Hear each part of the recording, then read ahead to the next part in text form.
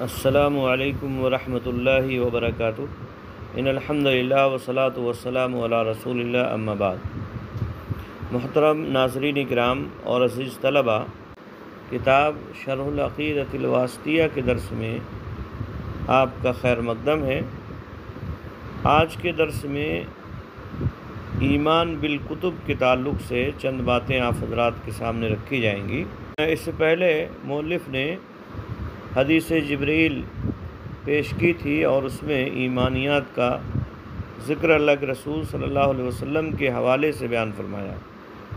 کہ ایمان یہ ہے ان تؤمن باللہ و ملائکتہ و کتبہ و رسلہ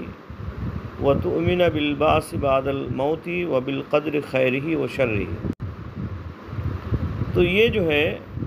حدیث مؤلف نے اس سے پہلے بیان فرمائی اور پھر ہر ایک کی ان میں سے تفصیل مؤلف نے بیان فرمائی۔ اس سے پہلے ملائکہ کے تعلق سے ہم نے آپ کے سامنے چند باتیں رکھیں اور مؤلف نے جو یہاں بیان کیا ہے وہ آپ کے سامنے رکھا۔ آج کے درس میں الایمان بالکتب کے تعلق سے مؤلف کیا کہتے ہیں اس کی وضاحت آپ کے سامنے رکھی جائے گی۔ کہتے ہیں مؤلف والکتب جمع کتاب، کتب یہ کتاب کی جمع ہے، وہوا من الکتبی اور یہ عربی زبان کے لفظ کتب سے ماخوذ ہے، جس کا معنی ہوتا ہے بمعنی الجمع والضم، جس کا معنی ہوتا ہے جمع کرنا اور ملانا، اکٹھا کرنا۔ یعنی یہ جو لفظ کتاب جس کی جمع کتب ہے یہ کتب سے بنا ہے، جس کا معنی جمع اور اکٹھا کرنا ہوتا ہے۔ چونکہ کتاب میں حروف کو ہم اکٹھا کرتے ہیں اور ان کو جو ہے ترتیب دے کر کلمہ اور پھر کلموں کو ترتیب دے کر کلام بناتے ہیں، اس لیے اس کو کتاب کہا جاتا ہے۔ یہاں جو ایمانیات میں مؤلف نے بیان فرمایا یا اسی طرح سے اللہ کے رسول صلی اللہ علیہ وسلم نے حدیث میں بیان فرمایا کہ ہم اللہ رب العالمین پر ایمان لائیں، اس کے فرشتوں پر ایمان لائیں اور اسی طرح سے اس کی کتابوں اور اس کے رسولوں پر ایمان لائیں۔ تو کتابوں سے مراد یہاں کیا ہے اس کی وضاحت کرتے ہوئے مؤلف کہتے ہیں والمراد بہا الکتب المنزلۃ من السماء علی الرسل علیہم الصلاۃ والسلام، اور یہاں کتب سے مراد وہ کتابیں ہیں جو آسمان سے نازل کی گئی ہیں، المنزلۃ من السماء یعنی جو آسمان سے نازل کردہ ہیں، علی الرسل علیہم الصلاۃ والسلام رسولوں پر جن پر درود و سلام نازل ہو۔ تو یہاں کتابوں سے مراد وہی آسمانی کتابیں ہیں جو اللہ رب العالمین نے اپنے رسولوں پر نازل فرمائی ہیں۔ بہت سارے رسول اللہ رب العالمین نے اس کائنات کے اندر جنوں اور انسانوں کی رہنمائی کے لیے بھیجے ہیں۔ وَلَقَدْ بَعَثْنَا فِي كُلِّ أُمَّةٍ رَسُولًا أَنِ اعْبُدُوا اللَّهَ وَاجْتَنِبُوا الطَّاغُوتَ۔ اللہ رب العالمین فرماتا ہے کہ ہم نے ہر قوم میں ایک رسول بھیجا اور اس کو جو ہے یہی پیغام دیا کہ وہ لوگوں کو یہ حکم دے کہ وہ اللہ کی عبادت کریں اور طاغوت کی بندگی سے اپنے آپ کو بچائیں۔ تو یہ جو ہے رسولوں کا سلسلہ اللہ رب العالمین نے قائم کیا اور ان پر کتاب نازل فرمائی۔ تو یہاں کتب سے مراد جن پر ایمان لانا ہمارے لیے، ہر انسان کے لیے لازم اور ضروری ہے، یہی کتابیں ہیں جو اللہ رب العالمین نے آسمان سے نازل فرمائی ہیں۔ اور وہ کتابیں جو ہمیں معلوم ہیں وہ کون کون سی ہیں اس کی وضاحت مؤلف کرتے ہوئے کہتے ہیں والمعلوم لنا منہا صحف ابراہیم، اور جو ہمیں معلوم ہے ان میں سے یعنی جو کتابیں ہم جانتے ہیں ان کے نام اور کن نبیوں پر نازل ہوئی ہیں وہ کتابیں کون کون سی ہیں اس کی وضاحت کرتے ہوئے مؤلف کہتے ہیں صحف ابراہیم، صحف ابراہیم یعنی حضرت ابراہیم علیہ السلام پر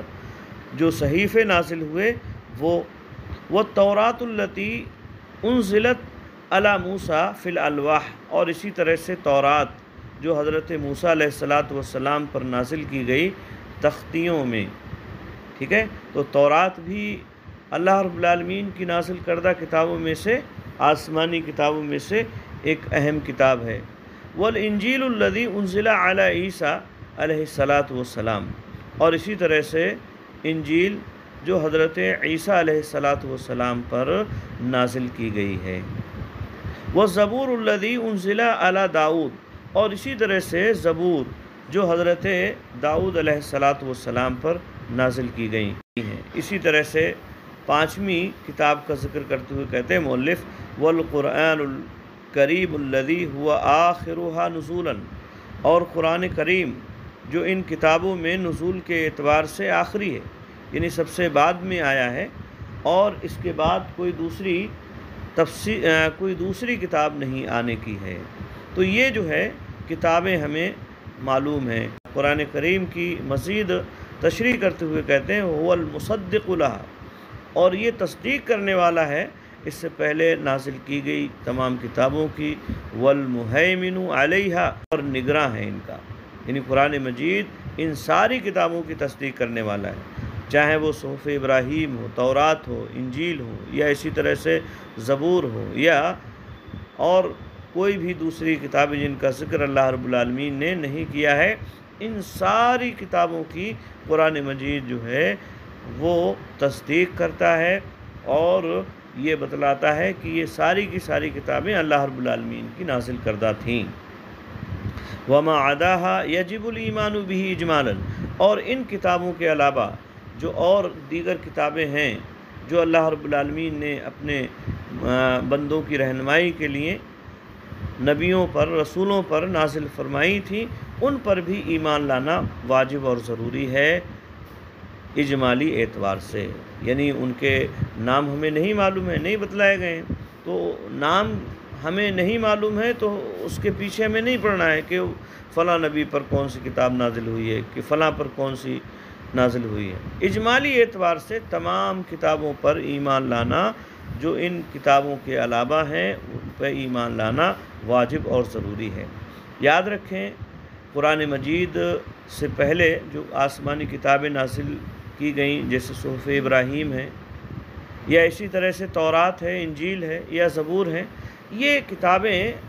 وقتی طور پر تھیں، ایک خاص قوم یا خاص قبیلے کے لیے یا خاص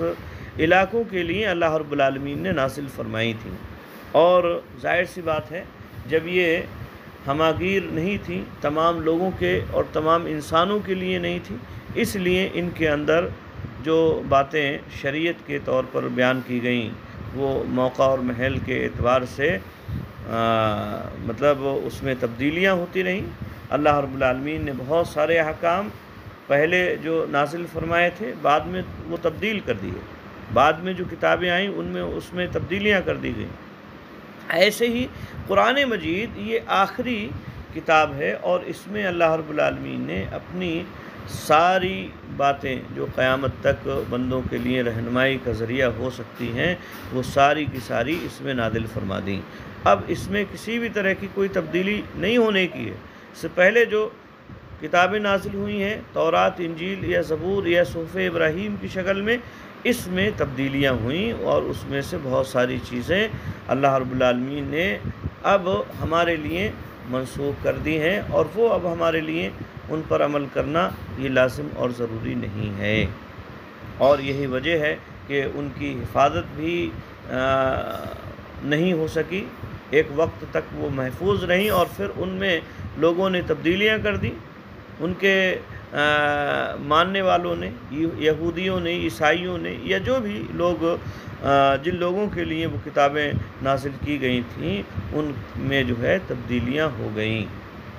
آج ہم دیکھتے ہیں تورات کے یا انجیل کے مختلف مطبوعہ اس کے نسخے اگر ہم دیکھیں گے تو بہت فرق ان کے اندر نظر آئے گا، بہت ساری تبدیلیاں ان کے اندر نظر آئیں گی، اور یہ اس بات کی دلیل ہے کہ ان کی حفاظت نہیں کی گئی، اور ان کے اندر اللہ رب العالمین نے جو حفاظت کی، ان کی حفاظت کی ذمہ داری اللہ رب العالمین نے نہیں لی تھی، لیکن قرآن مجید جب نازل فرمایا تو اللہ رب العالمین نے اس کی حفاظت کی ذمہ داری خود لی، انا نحن نزلنا الذکر و انا لہ لحافظون، کہ ہم نے قرآن مجید کو نازل کیا ہے اور ہم ہی اس کی حفاظت کرنے والے ہیں۔ تو اس میں اب کسی بھی طرح کی کوئی تبدیلی ممکن نہیں ہے، اور نہ ہی اس میں کسی بھی طرح کی کوئی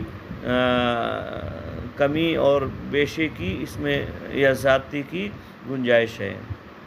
اور ہم دیکھتے ہیں قرآن مجید کے جو نسخے نبی اکرم صلی اللہ علیہ وسلم کے زمانے میں تھے، صحابہ کرام کے زمانے میں تھے، آج بھی وہی نسخے اسی ترتیب سے موجود ہیں، ان میں ذرہ برابر بھی کسی بھی طرح کی کوئی تبدیلی